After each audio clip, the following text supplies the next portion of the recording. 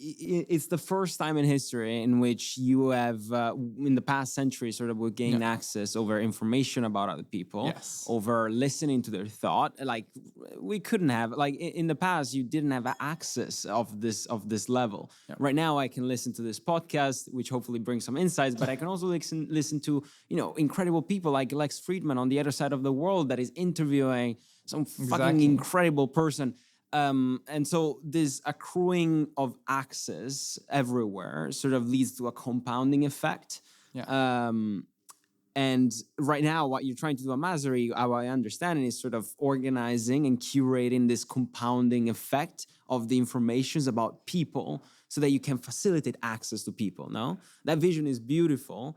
And I'm just curious to sort of understand how you're going to enable, like, how are you going to facilitate that with Mazury? Okay, so I think now we can actually go into like with this first principle thinking. So I'm going to start with like the first principle. What's the purpose of humanity? And I like to chat about it with our common friend, Luke. Hi, Luke. Hi, Luke. Hopefully you're listening to that. And I don't remember the name of like the philosophy. He's like, he read much more books than I did. But essentially, we were chatting about this concept that, the purpose of any, civilization or like any species is to just do what is uniquely positioned to do, or like, that is uniquely skilled to do in the best way possible.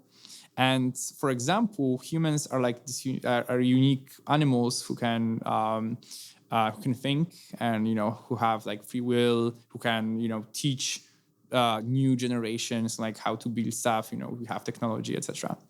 So if we assume that humans are like uniquely positioned to explore the world and to build new technology, and we did that over the last 2,000 years, and like much more before then, but doesn't matter. We did that over the whole course of the history. My assumption is that our purpose of this world in this world is to continue doing that.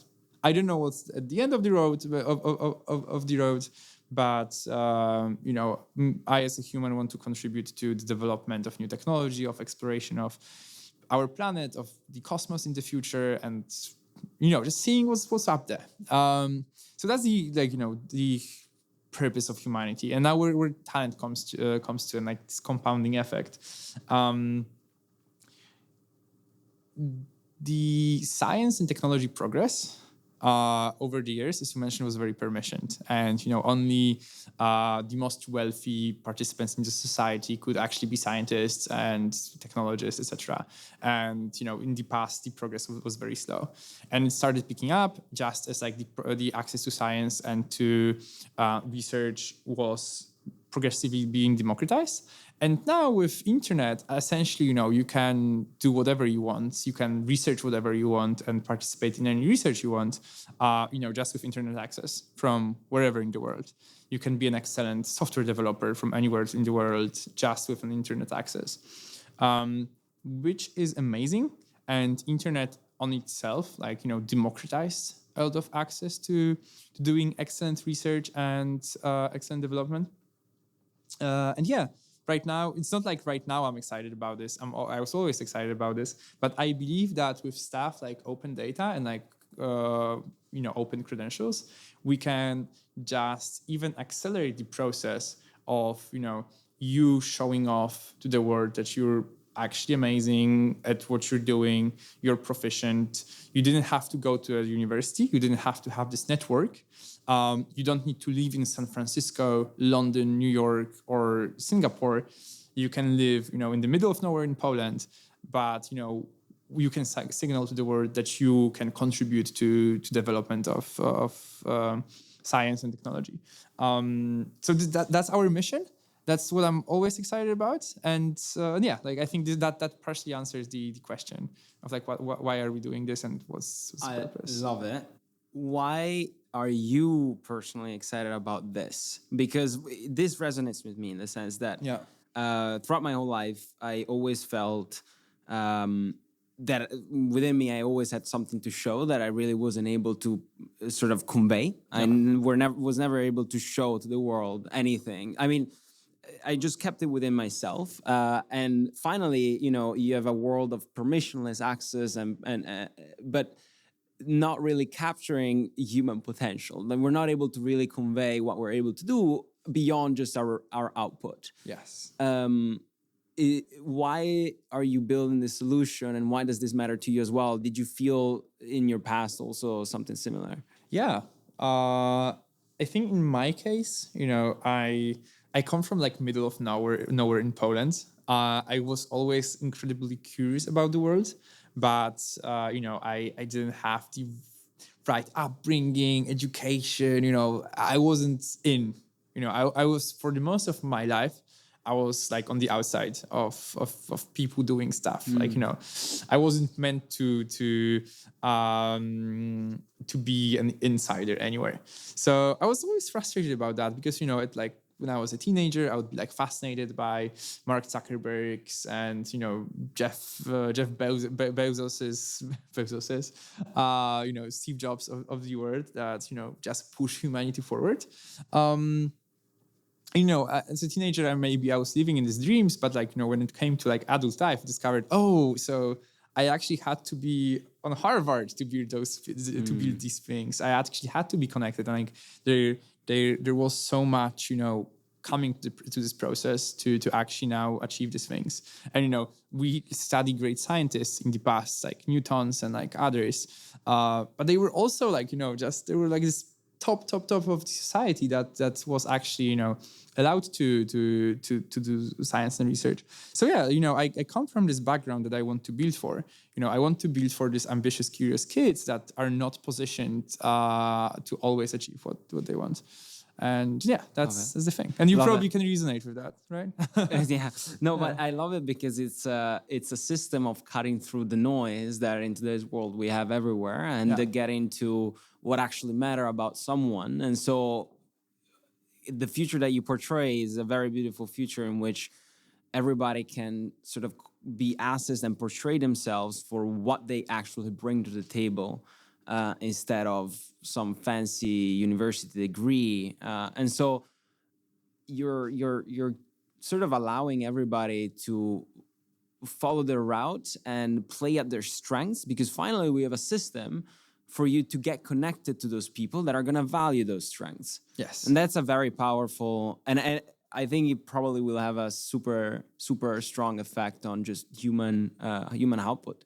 Like, yeah, just as internet gave us like the rails to connect on, I feel like we should be building more and more systems that just like utilize this power of internet when you can connect, and we still like often don't connect. Like we still often like choose to believe like old school credentials, to believe in like old school like power structures, instead of just spotting talent just on the internet, like this like anonymous Twitter profile who like posts some good stuff, but you won't trust them like to do something actually important because you don't know them. But because we can represent them with open credentials, I believe it's gonna change, and you will be able to talk to and like trust this like anonymous Twitter profile or like whatever like Mazury profile, based on what they're doing instead of like are they in the circle.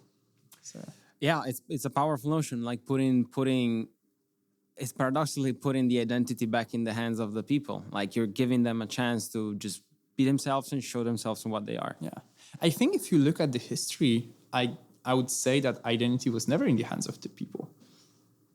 I like that. It was always, for selected people, and, history is written by the winners and people that were always positioned in power.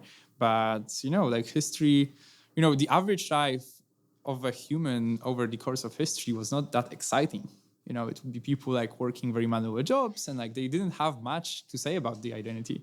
So yeah, I think if anything, right now we're not giving it back to people. We're allowing everybody to have some richer identity than just work and their relationship. Are you suggesting we never had identity, like in the sense that we? No. But what it's a very beautiful notion in the sense that we were never really able, like even more in the past. You're born in a village with a name, that is bound to your family with specific religion that depends on the village in which you're born, because you don't have access to anything else, right? That's what you know. That's what you're given. And your access to material, your access to knowledge, everything is limited and bound by your physicality. Yes. For the first time in history, we're able to give unlimited access, or limited, but still exponentially larger access to all sorts of leverages. So for the first time, I feel like people have a chance of discovering who they actually are instead of being bound to what they were given. Yes, I can agree with this statement.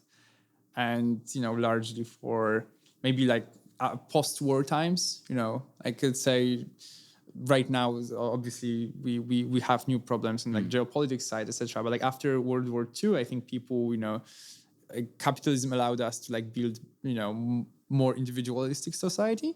And for the past 30 years, internet like supercharged it with permissionless connection to anybody in the world all the time.